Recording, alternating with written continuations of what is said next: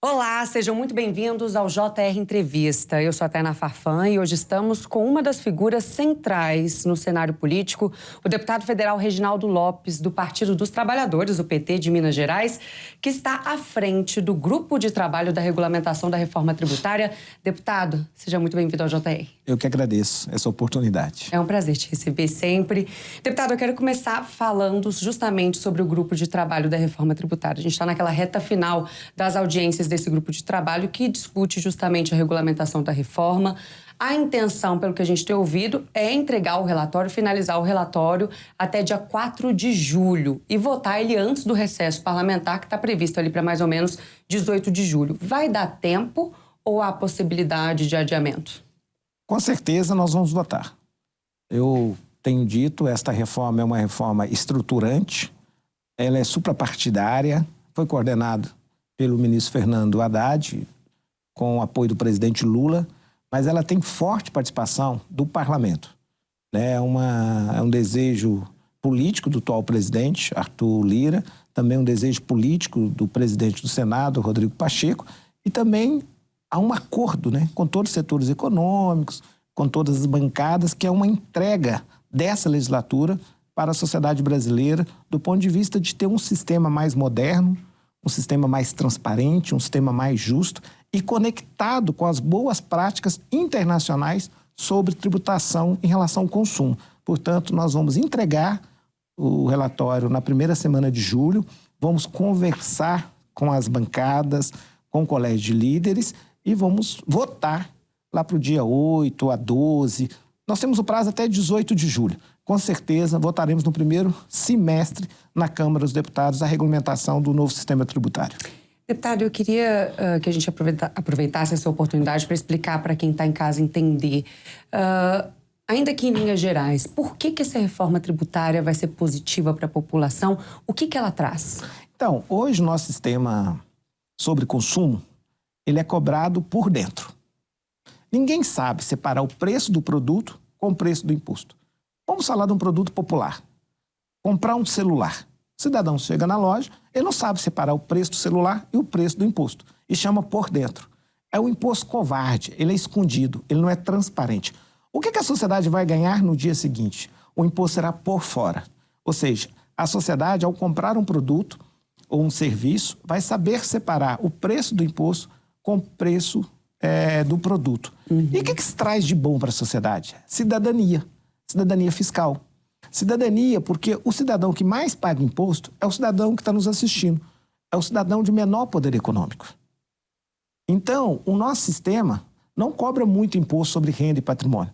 Ele cobra o imposto sobre consumo. Então, tudo que o cidadão compra, todos os dias, tem imposto. E esse imposto não é transparente. Segundo, qual é o ganho?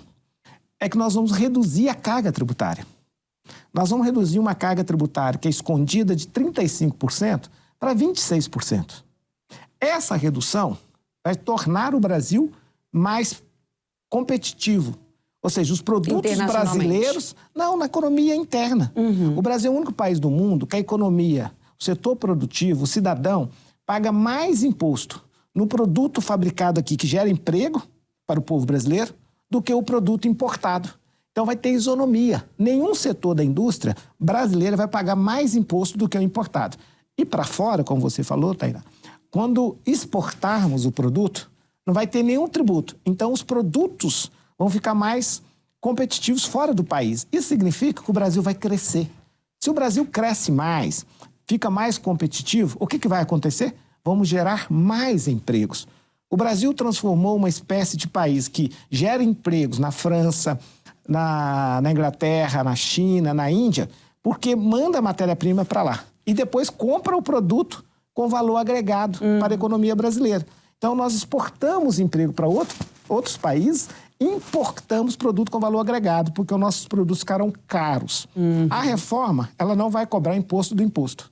Porque hoje, quanto mais etapas de produção um produto tiver, mais imposto tem, porque ele cobra imposto do imposto. Hoje, o cidadão paga imposto sobre o valor acumulado de cada etapa. Agora não. É neutralidade. Quando mudar a etapa de produção, ele só adiciona aquela etapa. é neutro, ele carrega aquele tributo para a etapa seguinte, o que ele vai pagar lá na frente. Então, é meio débito e crédito. Então, o imposto é só sobre o valor adicionado de cada etapa de produção. Isso permite o produto ficar mais barato. E, além de tudo, Tainá, nós criamos uma cesta básica nacional. O que é a cesta básica nacional? Sem nenhum tributo. Mas não é uma cesta básica fake news, não. A cesta básica não vai ter tributo mesmo, porque além da alíquota ser zero no município, no estado e na União, todo resíduo tributário, por exemplo, da semente, o óleo diesel para arar a terra, a agroindústria ali para industrializar o produto, toda a carga tributária que tiver incidida naquelas etapas, o setor produtivo vai receber de volta os créditos. Deputado, então não tem resíduo tributário, é alíquota zero. Perfeito. Inclusive, o presidente Lula, aproveitando que o senhor trouxe o gancho da cesta básica, o presidente Lula tem pedido para incluir a carne, com isenção de tributos dentro da cesta básica. Vai ser possível incluir a carne? Então, nós estamos discutindo. Estamos fazendo os cálculos. A nossa reforma, ela é técnica, ela é a partir da emenda constitucional 132, que foi promulgado dia 20 de dezembro, né?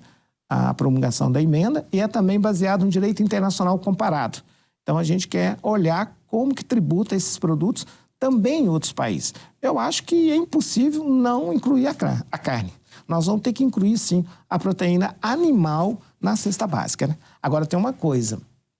Independente se os produtos estão na alíquota padrão, que é a alíquota que deve ser 26,5%, ou na alíquota reduzida de 60%, ou na alíquota zero, porque a cesta básica está na alíquota zero.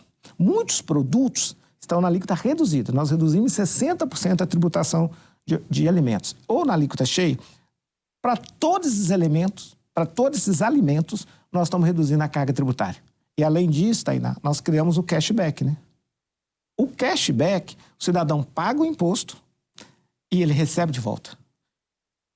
Os cidadãos de menor poder econômico, que ganham até meio salário de renda per capita, meio salário mínimo. São 73 milhões de brasileiros e brasileiras que vão receber de volta o seu imposto. Olha que legal. Está garantido. Está constitucionalizado na emenda 132 e agora nós estamos regulamentando os critérios para devolução dos impostos. Olha que interessante, Tainá. A pessoa que mais paga imposto no Brasil são as pessoas de menor poder econômico, que ganham até 2 salários mínimos, que pagam e não sabem que estão pagando. Agora, vão saber o valor que eles estão pagando e, mais interessante, vão receber o dinheiro de volta. Sabia que no botijão de gás nós vamos devolver 100% dos impostos? Na energia elétrica, no esgoto e na água, 50%. E em todas as compras, não é só de alimentos, não. Se a pessoa tiver no CAD único, meio salário de renda per capita, todas as suas compras, nós vamos devolver 20% dos impostos. Agora, deputado, a gente tem um desafio de tramitação interna no Congresso Nacional. Então, aprovado na Câmara dos Deputados, segue para o Senado. É muito provável que a gente veja alterações sendo feitas no texto no Senado, o que faz com que o texto tenha que retornar para a Câmara dos Deputados. O presidente da Câmara, Arthur Lira, quer deixar como marca da gestão dele, né, a aprovação, inclusive, da regulamentação da reforma tributária. Então, tem uma boa vontade por parte do presidente. Ainda assim, há chances de a gente ver essa regulamentação sendo aprovada apenas em 2025? Chance zero. Até dezembro desse ano, todas as leis complementares estarão sancionadas pelo presidente Lula. Posso dar a certeza, como eu te falei que seria 380 votos no primeiro turno. Então, a reforma tributária será aprovada e sancionada pelo presidente Lula. Por quê? Nós temos o princípio da anuidade, quando cria um novo imposto. Porque nós estamos unificando 5 impostos. 3 federais, IPI, PIS, COFINS, e criando o IVA nacional, Imposto de Valor Agregado Nacional. Estamos unificando o imposto sobre serviço dos municípios e o imposto dos estados, ICMS. E estamos criando o IVA subnacional. Então, nós estamos fazendo uma mega simplificação do sistema tributário brasileiro. Hoje ninguém compreende o sistema tributário e a partir da manhã todos vão compreender o sistema tributário. Porque nós unificamos 5.571 legislações dos municípios, 27 legislações estaduais e centenas de milhares de legislações e normas e portarias de IPI, PIS, COFINS. É uma mega simplificação. Isso vai diminuir o custo O Brasil é um país que tem um custo tributário altíssimo para os setores produtivos. Para o cidadão, porque o imposto sobre consumo, quem paga é o cidadão, é o consumidor, nem é o setor produtivo. Então, essa mega simplificação, ela vai fazer que o país seja um país moderno, um país conectado com o sistema tributário mundial. 98% das nações, reconhecido pela ONU, tributa sobre o valor adicionado. Então, todos os investidores vão conhecer o sistema tributário, todos os brasileiros e brasileiras vão conhecer o sistema tributário, então nós vamos criar um ecossistema muito favorável para o empreendedor, para a atração de novos empreendimentos e negócios. Que, na verdade, o resultado disso, pelos nossos estudos, nós vamos colocar no bolso do povo brasileiro R$6 mil de aumento de renda per capita. E para a economia crescer, nós vamos aumentar a renda per capita do povo brasileiro, que hoje, infelizmente, é menor do que a renda per capita dos chineses. Mas lá tem 1,5 bilhão de habitantes. O Brasil só tem 200 milhões de habitantes. Então, nós vamos fazer a economia produzir mais riqueza para distribuir mais riqueza para o povo brasileiro. Dá para dizer que essa reforma projeta o país internacionalmente? Sim. Eu estava agora no debate de 200 anos de relações Brasil-Reino Unido. E os investidores, eles têm maior dificuldade de compreender o sistema tributário brasileiro. Agora não, é o mesmo sistema, é parecido com qualquer país do mundo. Então o Brasil se projeta e cria um ecossistema conectado com o mundo. Isso facilita muito a atração de novos investidores e empreendimentos no Brasil.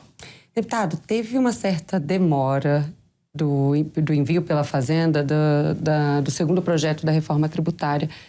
Isso acabou impactando no andamento da discussão de alguma forma e chegou a impactar na relação ali entre o presidente da Câmara e o ministro da Fazenda, Fernando Haddad, ou não? Não, até porque o segundo projeto, ele é um projeto federativo. Interessa muito aos estados e aos municípios. Então, não adianta o governo ter pressa se não tiver bem construído com quem é de direito. E essa regulamentação federativa, que é o IVA subnacional, Tainá, que quem vai administrar é o Conselho Gestor, representado pelos estados e municípios. Portanto, o governo acertou em construir e amarrar com os governadores e os prefeitos o projeto de regulamentação. E até porque também esse projeto não tem princípio de anuidade. Então, ele pode ser votado em qualquer momento, não precisa ser no ano de 2024. Mas nós vamos votar ele também no ano de 2024. Eu só estou dizendo que ele é um projeto que não tem esse princípio, né? Ele não precisa ser votado no ano anterior. Porque nós vamos começar a transição da reforma tributária em 26. Então, em 26, 27, nós já vamos unificar os impostos federais. Em 28, nós já vamos estar, por exemplo, pagando cashback, devolvendo dinheiro para os mais pobres. As pessoas perguntam assim, mas deputado, quando que vai melhorar o país, que vai ter repercussão para a vida do povo? Eu diria que, vou dar um setor da economia, o setor automobilístico. Há um ano atrás, empresas estavam fechando aqui no país, as montadoras. Sim. Tinha excesso de veículos no pátio. O presidente criou um programa que dava bônus para o cidadão comprar carro. E agora, um ano depois, quando a gente aprovou a reforma tributária, eles anunciaram 130 bilhões de investimentos no Brasil. Por quê? Porque economia longa, de cadeia longa, de várias cadeias produtivas, tem uma diminuição de custo. Então, eles vão vender mais para o mercado interno, o carro vai ficar mais barato e vão exportar também com preço muito mais competitivo. Vou dar um outro exemplo. Nosso setor de siderurgias, que transformaram em exportadores de minério. Não estava industrializando muito o minério no Brasil. Perdeu competitividade, porque ao exportar não pagava impostos. E ao produzir aqui pagava muito impostos. Então, também anunciaram 120 bilhões de novos investimentos. Então, olha os reflexos. Investimentos de médio e longo prazo já foram anunciados, porque realmente confiam na reforma tributária e reconhecem que a reforma tributária vai dar ganho de produtividade. Então, esse ganho de produtividade reposiciona as indústrias nacionais. E é um erro, Tainá, achar que você tem um projeto de nação, um projeto de país sem indústrias fortes, indústrias modernas, indústria com transição ecológica, ambiental, sustentável, indústria digital. A Argentina, nosso país aqui, irmão da América Latina, já foi a nação mais rica do planeta. Já teve o maior PIB. Em 1890, passou a Inglaterra. Já foi a nação mais rica das Américas. Abriu mão da sua indústria, tentou ir só para o agro e para serviço, ficou um país vulnerável. Então o Brasil tem que reindustrializar. E esta reforma vai ajudar o Brasil a reindustrializar, ter uma nova indústria moderna para produzir emprego para o povo brasileiro e também para competir no mercado internacional. Perfeito, deputado. Só vou dar um recado rápido aqui para quem está assistindo a gente.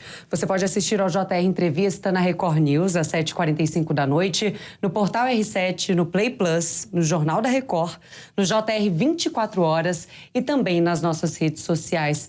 Deputado, agora eu quero voltar a falar um pouquinho da questão política. Recentemente, a gente viu o governo sofrendo algumas derrotas no Congresso Nacional.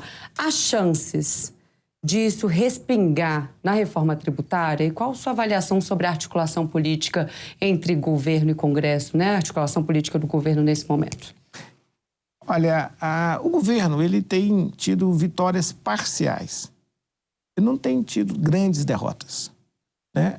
E o governo ele tem tido uma relação com o parlamento num momento muito difícil ou um momento que o parlamento brasileiro tem se configurado de uma forma mais autônoma. Mas recentemente nas votações do Congresso Nacional, dá para a gente dizer que foram algumas derrotas, foram sinalizações ruins. Sim, mas eu estou dizendo que nós precisamos compreender que o parlamento, nessas últimas 2 legislaturas, tem ganhado muita autonomia. Autonomia de comunicação, né? O parlamentar comunica mais direto com o cidadão. Autonomia política, muita autonomia política. Geralmente, você não tem mais unidade nos partidos, né? Os líderes não lideram 100% dos partidos. Tem muita dificuldade e também tem muita autonomia orçamentária, as emendas impositivas. Então, o governo precisa compreender que ele precisa estabelecer um novo diálogo com o parlamento. E, na minha opinião, é importante que as propostas, os encaminhamentos, seja de derrubadas de veto, seja de medidas provisórias, precisam ser mais dialogados com o Colégio de Líderes, né, com a Câmara e com o Senado, para ter ali um pacto de convergências. Porque, caso contrário, vão sofrer, o governo vai ter algumas derrotas. Recentemente a gente até acompanhou, né, que medida provisória não está sendo uma boa estratégia. Acompanhamos, inclusive, a derrubada, né, a devolução da medida provisória. Se não tiver diálogo, né, se não estabelecer conversa com o Colégio de Líderes, se não construir ali um parâmetro, acho que hoje a gente precisa construir mais parâmetros para depois mandar as proposições legislativas. A reforma tributária é uma boa lição. Ano passado, antes da gente encaminhar um relatório sobre a emenda constitucional, nós estabelecemos 120 dias de amplo diálogo com toda a sociedade brasileira, mas também com os líderes, para estabelecer primeiro os parâmetros. E a partir desses parâmetros que nós apresentamos o relatório da reforma tributária. Então, acho que esse debate é que precisa o governo passar a compreender e seus ministros e articular mais com o Colégio de Líderes. Por quê? Porque ganharam autonomia, né? Você tem partidos que compõem o governo do presidente Lula, mas que, em tese, a base parlamentar desses partidos que tem assento nos ministérios não compõe 100% com o governo. Então, você não tem quase nenhum partido que compõe 100% com o governo. Isso é uma nova realidade, ou seja, o presidencialismo de coalizão, vamos dizer assim, está mais próximo de um presidencialismo parlamentarista, de onde o parlamento ganhou muita força, né? Então, a partir dessa realidade, tem que estabelecer ali um novo método de trabalho para construir essas convergências necessárias para a aprovação das suas matérias. Senão, vai ter algumas derrotas. Ótima análise. Deputado, e como que o senhor tem visto a estratégia de Arthur Lira de avançar com algumas pautas conservadoras, como, por exemplo, o PL do aborto, que a gente tem discutido, inclusive hoje, é um assunto que está sendo discutido ali na reunião de líderes. Seria uma forma de conseguir apoio para a eleição, para fazer, né, o candidato dele nas próximas eleições para a presidência da Câmara? Eu sempre acho que o presidente Arthur Lira ele é colaborativo com as pautas do governo. Mas temos que compreender que ele também não é um presidente do governo, ele é um presidente do parlamento. Num parlamento que tem uma nova realidade, né? Um parlamento muito dividido, né? E também conservador. Então, é evidente que ele tem que compor também ali com o colégio de líderes, né? Então, por isso que esse diálogo permanente é importante para que a gente possa conseguir uma maioria, né? É lógico que esse projeto, como ele foi apresentado, ele é um absurdo, né? Então, acho que teve, e a sociedade reagiu de forma correta para recolocar o debate nos trilhos, né? Porque nós estamos vivendo um momento também, eu falei da autonomia de comunicação do parlamento, mas nós não podemos admitir que essa autonomia de comunicação do parlamentar com a sociedade seja baseado em algumas inverdades. Então, nós precisamos aprofundar o debate político, o contraditório. E o parlamento é esse espaço. Por isso que nós não podemos mais votar projeto de urgência regimental.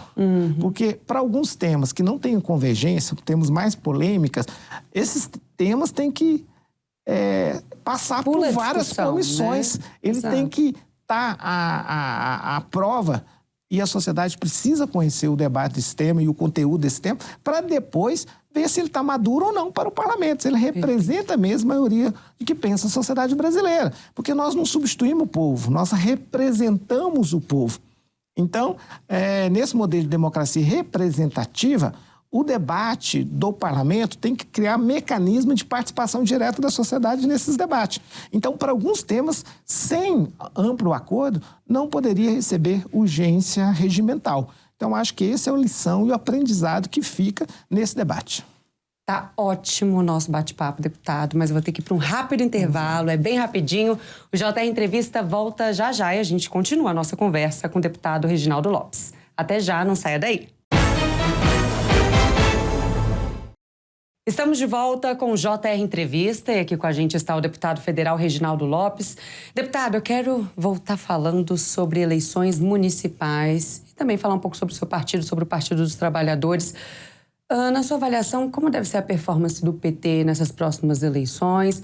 As chances de a gente ver ali o PT conquistando alguma capital? Como é que está aí o trabalho do partido mirando essas eleições municipais, que já está bem pertinho, né? Então, Tainá, eu acho que o PT cresce, não na proporção necessária para alterar o quadro político de polarização. Acho que o Brasil vai continuar muito polarizado. Eu acho que o PT vai ter que passar por algumas mudanças. Acho que o partido vai ter que fazer algumas revisões teóricas, programáticas. Eu acho que o partido vai ter que ressignificar um pouco a sua narrativa, o seu diálogo com a sociedade. O PT precisa investir na formação de novos quadros e novos temas do século XXI. Então, o PT tem aí uma enorme travessia e desafio pela frente. E também é um momento que ainda o próprio governo do presidente Lula, você tem indicadores extraordinários do ponto de vista da economia, da empregabilidade, da queda dos juros, da queda da inflação, de ganho real do poder de compra do povo brasileiro, mas o real ainda não é tão perceptível para a sociedade.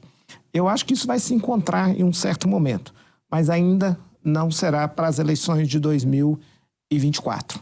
Eu acho que isso vai ficar mais forte final de 2025, início de 2026. Então, portanto, eu acho que o nosso resultado será positivo, melhor que foi em 2020, mas aquém do que é necessário para o partido avançar um pouco mais e conquistar mais cidades, capitais, um número maior de municípios.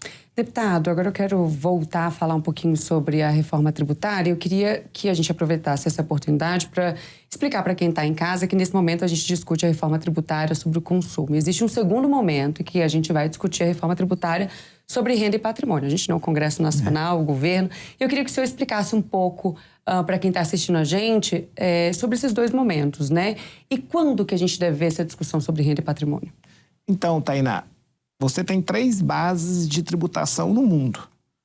A base consumo, que é tudo que o cidadão compra de bens e serviços, né? A gente fala base do consumo, a renda e o patrimônio.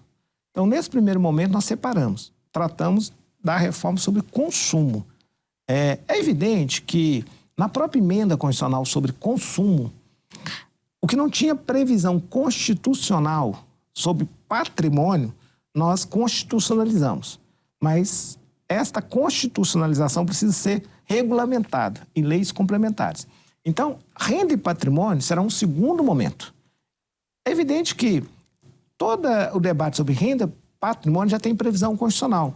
Nós precisamos fazer a regulamentação. Então, o governo já regulamentou algumas coisas. Os fundos exclusivos, os fundos fechados, offshore.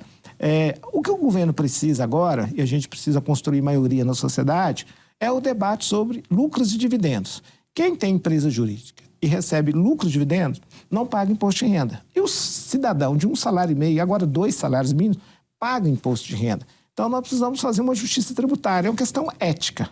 É lógico que para mexer e voltar a tributar lucros e dividendos, nós precisamos, então, rediscutir, porque o governo Fernando Henrique aumentou muito a alíquota de imposto sobre pessoa jurídica.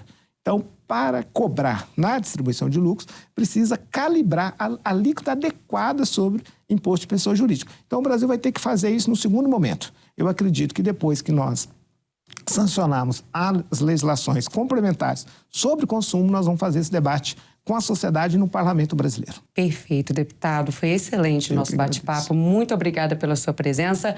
O JR Entrevista vai ficando por aqui. Lembrando que você pode assistir ao programa na Record News, às 7h45 da noite, no Portal R7, no Play Plus, no Jornal da Record, no JR 24 Horas e também nas nossas redes sociais. Deputado Reginaldo Lopes, novamente, muito obrigada pela sua presença. Eu que agradeço. Obrigado pelo convite. Até uma próxima. E obrigada, claro, a você também pela sua companhia. Até uma próxima. Tchau, tchau.